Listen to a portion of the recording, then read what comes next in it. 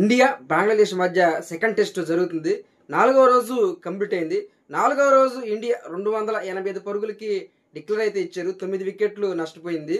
Bangladesh second innings 26 పరుగులు అయితే చేశారు. 2 వికెట్లు నష్టపోయి ఈ రోజు మరి చివరి రోజు. మరి ఈ రోజు మరి బంగ్లాదేశ్ ని త్వరగా మరి ఆల్అౌట్ చేసి మరి ఇండియా మరి బ్యాటింగ్ దిగి చేంజ్ చేస్తే మరి ఇండియా గెలుస్తుంది.